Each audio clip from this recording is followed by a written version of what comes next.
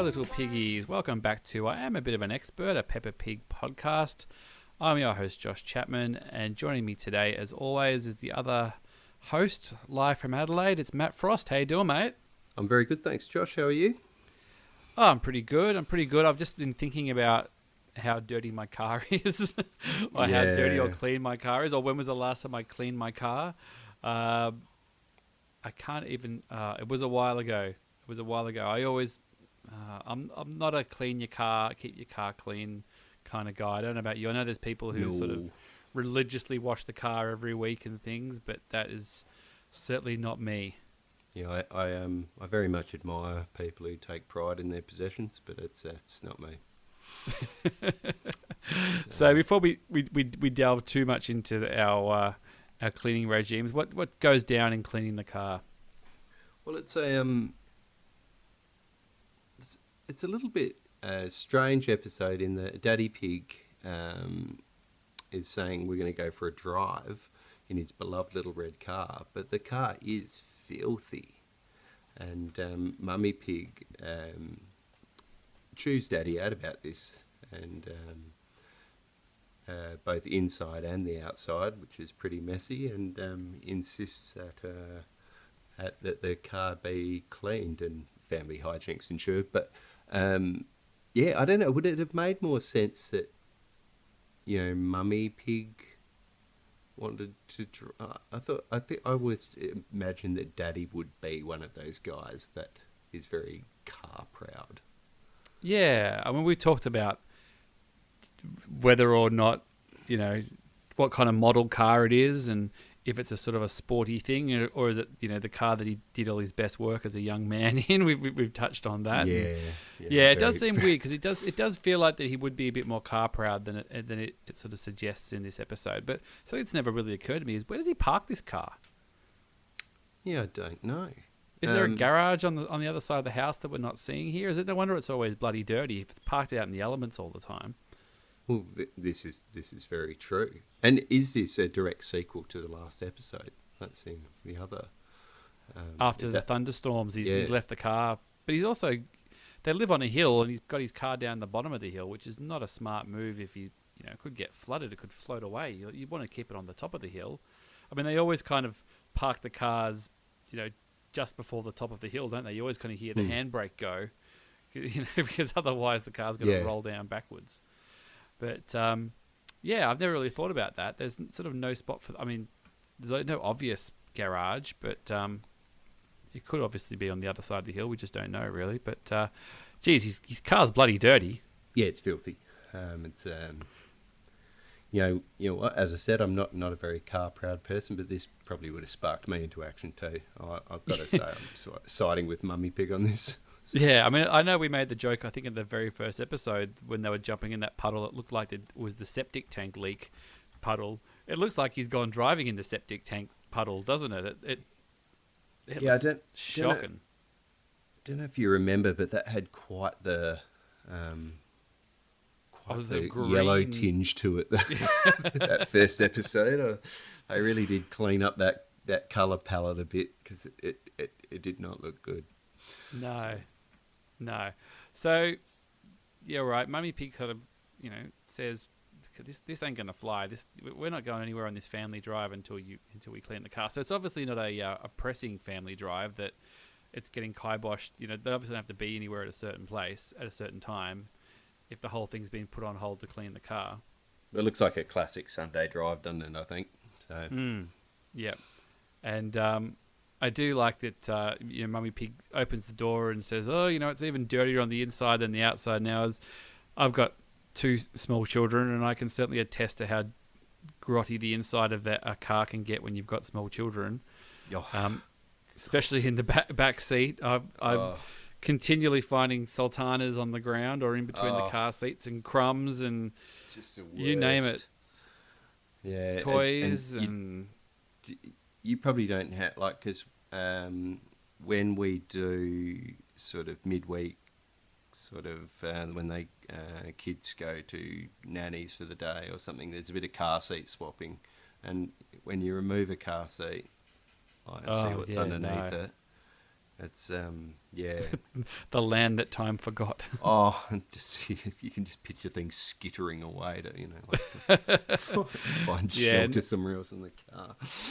I've got the sort of the hand attachment to the vacuum that you can do just the little hand version of the vacuum. And when I do vacuum the car more than I wash the outside, just because that if we get enough rain and things, the car usually can be passable.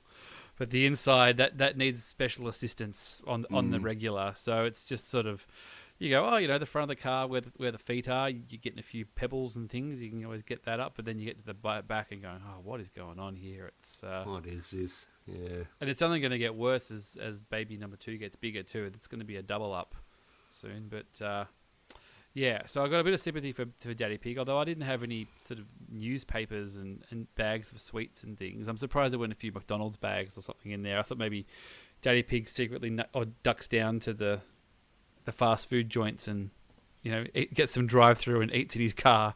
Yeah, I think I probably need to stay quiet during this part. Secret shame. Karina, my wife, does listen, so I'm so that when you're popping down for a healthy smoothie, you sometimes just leave the straw in the bottom of the. I'm going down to get some kale to munch on. When you're just down at KFC, kale fried. Kale fried chickpeas, yeah, kale fried chickpeas, yeah. So they clear out all the gunk out of the car, and then get the bucket to wash. And again, Daddy Pig's walking all the way up the hill to the house to get the bucket and get the hose and things going for the washing. And there's a hose gag which is set up from about a mile away. It's about as long it's as long set up as that hose is. Oh, and Soraya was so excited about that because she's old enough to recognise these things coming. Yep.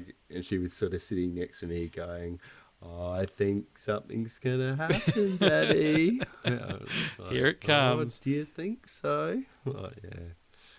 Before that, there's quite a cute moment with George putting the sponge back in the mud and putting mud back on the car, and then Pepper throwing the muddy water on the car. It's it's sort of it's enough going on, isn't there?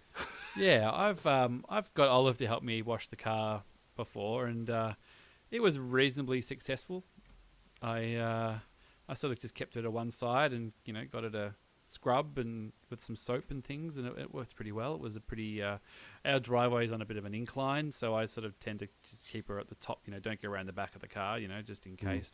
Not that I think that would ever happen, but you never know. So it's sort of like, well, you stay at the front. You can wash the front of the car, and I'll get there and get the soapy stuff going. We've got quite a good little setup. Our driveway's got like a tap and a hose right next to where we park the car, so we're not sort of walking a mile with the hose Daddy Pig style. Yeah. But so Pepper does cop the hose to the face, but it does actually have a nice little double payoff where she does squirt Mummy Pig in the face with the hose. Yeah, which I actually didn't see coming. Which no, was I quite didn't nice. either. And then she just points it straight up in the air and drenches everyone. It's it's obviously not a winter episode. No. Yeah. Yeah. She seems to be creating a little sort of water fountain or something with that sort of going up straight into the air and things. But they do manage to get the car looking pretty schmick. And then you're right about Daddy Pig, because then all of a sudden he gets sort of crazy car proud and he starts getting the old chamois out, the buffer. And yep. Now that is something I don't think I've ever done, washing a car.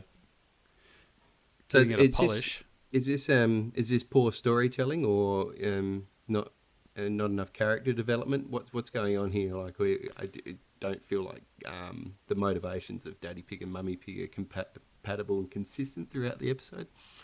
Yeah, I mean, maybe he's just slacked off, and then he's rediscovered his love when he sees the car in its full glory. But I mean, it could have just been that maybe he normally is, but the thunderstorm hit, the car was dirty. He thought, well, I'll just wear this one, and we'll go on the drive, and I'll get everybody going because I don't want to be delaying everybody. And then Mummy Pig came out, and she's just going, oh no. That's not the daddy pig I know. The daddy pig I know, she had some good it's times. Not the daddy pig car. I married. Yeah, that's the daddy pig I had some good times in the backseat of that car with. Don't go there again, Josh. I still haven't publicly apologised for that quip. So yeah, I think shout out to Eric Struthers, I think who directly quoted some of your stuff on one of the last episodes relating to that. Yeah, I feel dirty still, but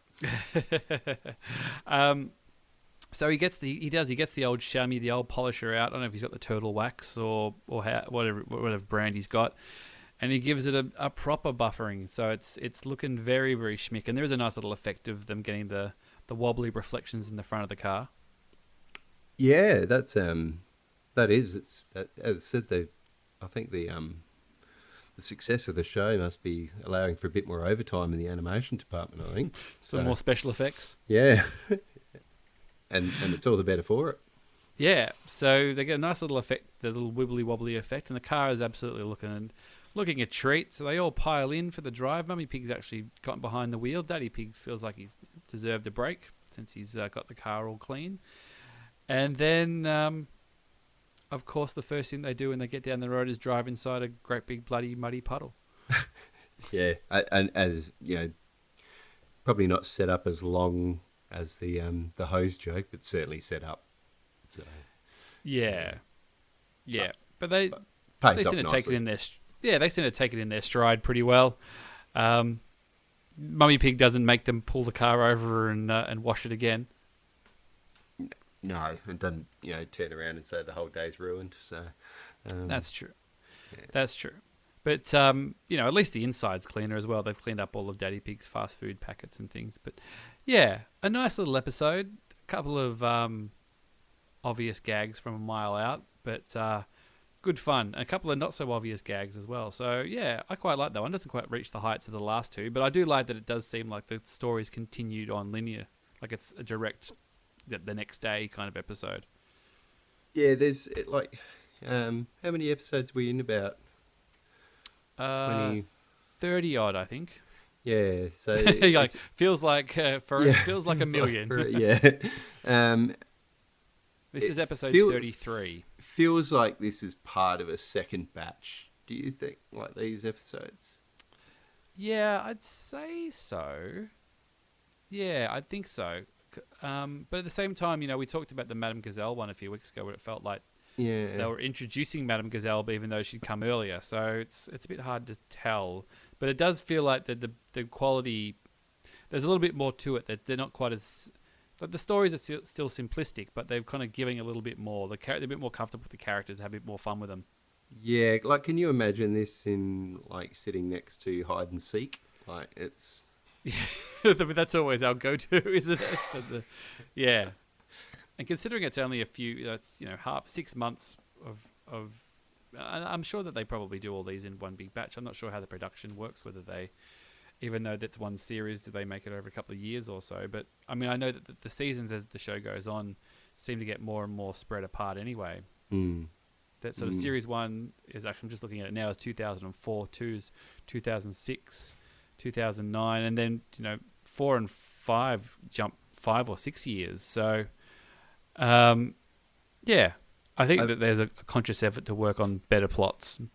Yeah, I feel like most of these questions could be asked with even 5 minutes of research, but since we're pretty determined not to do that, we're experts. We're a bit of experts. Did you read the title? Josh, we get the line. We get the line in this episode. Oh, we do? Yeah. I'm a bit of an expert at these type of things. So there you go. Get that on the T-shirt. Oh, you bet. If anybody wants it, if anybody would like us to do T-shirts or something like that, let us know. We do it. I do actually do T-shirts for my Star Wars podcast. So we have, the world of merch is not completely foreign. If anybody would actually wear one, let us know and we'll consider it. If somebody's interested, we're not going to go all that trouble if nobody would do it. But I actually have a Dirty Pig T-shirt. So. I know. Well, it has to be done in a way where it's sort of an homage, but still legally cool for us to do it. You've got to walk a fine line. I do have an idea. So. Oh, excellent. Well, we'll have this in our production meeting. We'll go through all of that. But, yep, a fun little episode. Any closing thoughts on this one, mate? None other than I just feel these are they do just feel like part of a different sort of batch of episodes to me, and in all the right ways. So they're certainly hitting their stride. They are. So thanks for listening. You can catch us at Peppa Pig Pod on all the socials. Keep on downloading. Keep on sending messages. We love hearing from people. And we'll be back next week with, is it lunch? It is. Lunch. It is. Great. Well, I look forward to that one. So thanks again, mate. Thank you, Josh, and good night, my little piggies. Yeah, we're playing a tune and we're singing a song with a bang and a bong and a bang. Bong, bang, boo, bing, bong, bing, bing, bong, bingly, bongly, boo. Bong, bing, boo, bing, bong, bing, bing, bong, bingly, bongly, boo.